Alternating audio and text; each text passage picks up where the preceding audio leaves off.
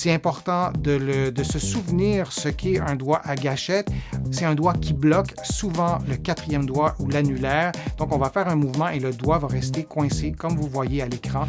Et je vous en ai déjà parlé, c'est ce nodule qui reste coincé, cette inflammation, ces processus dégénératifs qui font en sorte qu'il y a un blocage. Et ce blocage va apparaître souvent quand on a le doigt en flexion. Ces petites gaines, ces petites poulies, elles sont essentielles au mouvement. Et quand il y a quelque chose qui bloque dans la gaine, ça nous fait un doigt à ressaut, un doigt à gâchette et ça peut devenir incommodant. Alors, quels exercices on peut faire lorsqu'on a un doigt à gâchette ou un doigt à ressaut? Des exercices de mobilité. Souvenez-vous de ce nodule qui était rouge, qui est inflammé. On ne veut pas, par des exercices, amplifier l'inflammation. On ne veut pas faire des exercices qui augmentent la douleur, qui augmentent les symptômes. On veut plutôt maintenir sa mobilité. J'ai beaucoup de patients que je vois pour d'autres problèmes de santé. C'est rare les patients qui nous consultent. C'est rare. C'est vraiment pas si fréquent des patients qui nous consultent pour des doigts à gâchette parce qu'ils se disent, bon, c'est pas si grave, ça doit être la vieillesse, puis c'est tout. Non, il y a des choses qu'on peut faire, des exercices.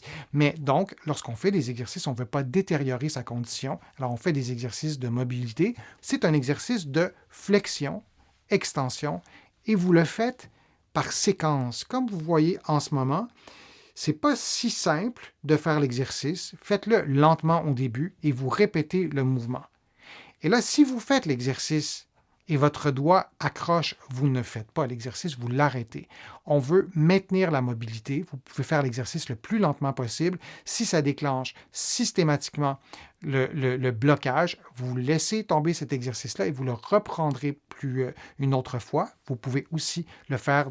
Si vous avez seulement un doigt à gâchette d'une main, avec l'autre main, vous pouvez aussi faire l'exercice, mais on veut maintenir la mobilité. La dernière chose qu'on veut faire, c'est de ne plus faire d'exercices ou de mouvements pour se priver pour ne pas avoir le blocage, mais au niveau du doigt, mais on veut maintenir notre mobilité. Alors, c'était les exercices que je vous recommande. Il y en a plusieurs autres qu'on peut faire. Vous allez trouver sur ma chaîne beaucoup de programmes d'exercices à faire en temps réel, incluant ces exercices-là, mais il y en a d'autres aussi. Donc, vous les faites avec moi. Parfois, c'est plus motivant aussi. On n'a pas à compter, on n'a pas à rien minuter.